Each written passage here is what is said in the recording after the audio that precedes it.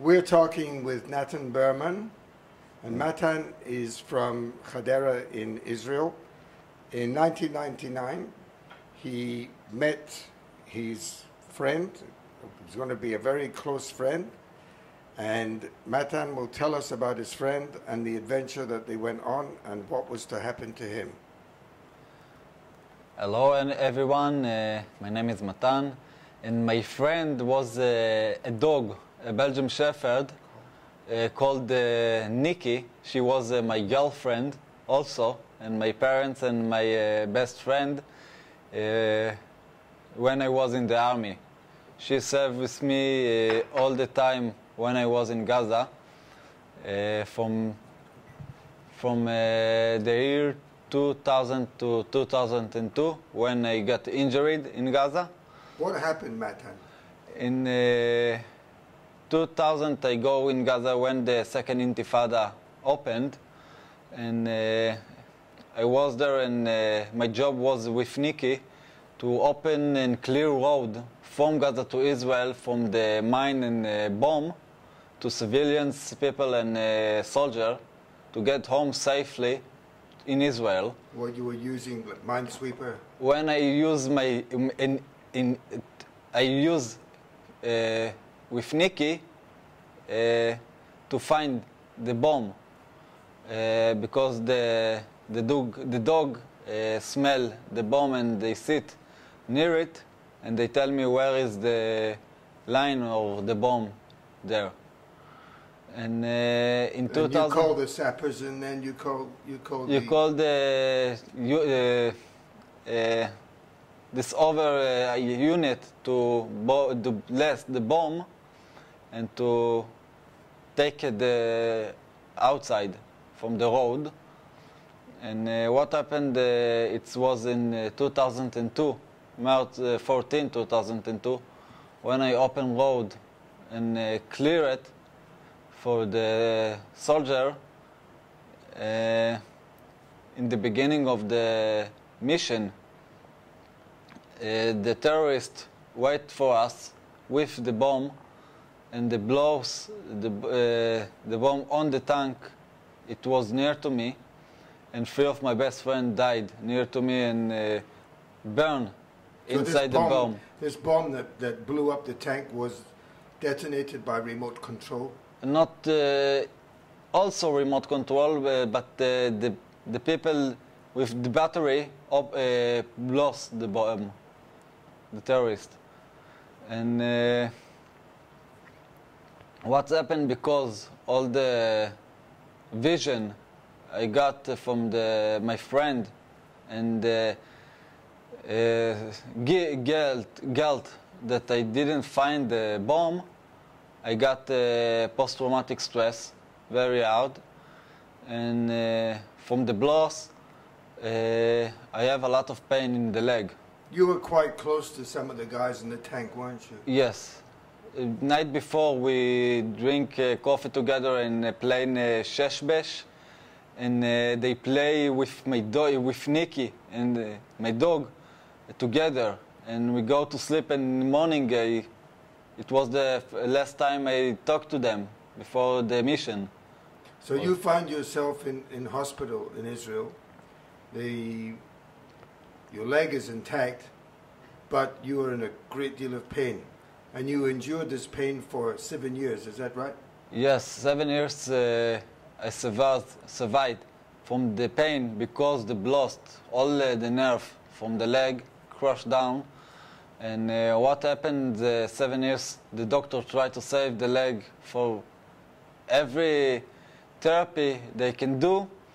And after 7 years, the doctor understand, and I ask them all the time to cut the leg, because I want to live with smile again, like before the army and injured. So you were pleading for amputation? I ask every time to amputation, and I'm happy they amputate me, and it was the most beautiful day in my life when I got the surgery to cut the leg off.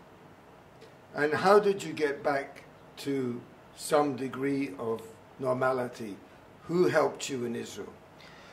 After the rehabilitation in hospital, I want to go to do a lot of sports like I was before the army.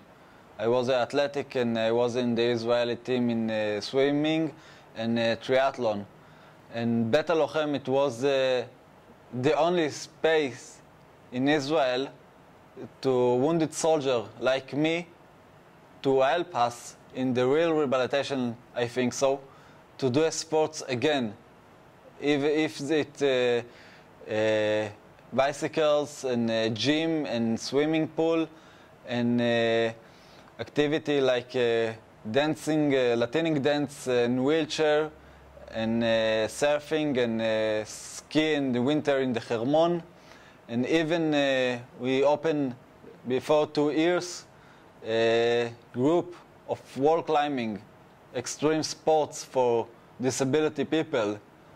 And I can tell you I'm the only guy in Israel, amputee, do wall climbing and have even competition in Israel and with regular people and still win them.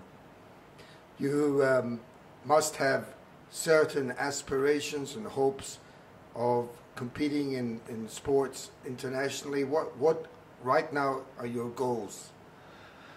My goals, it's now to go up level in the world champion in Spain 1 year from now, in 2020 to go to the Paralympic game in wall climbing. And now, after the last competition in France, it was in September, in the world champion, in the first 10 in the world of climbing wall. And for me, to be the first one, and even to be in the Paralympic game, for me it's the gold. And you have to go to Tel Aviv to Beit Halochlem, right? Is that correct? I'm going every day to Beit Halochlem Tel Aviv. In the beginning, in the injury, I was in Beit Halochlem Haifa also. And I wake up in the morning and I go until the evening to Beit Halochlem and I come back to Hadera, to my home, just to sleep. And day after that, I do it again. In the morning, I wake up, take my dog to little trip, and go to Beit Halochlem.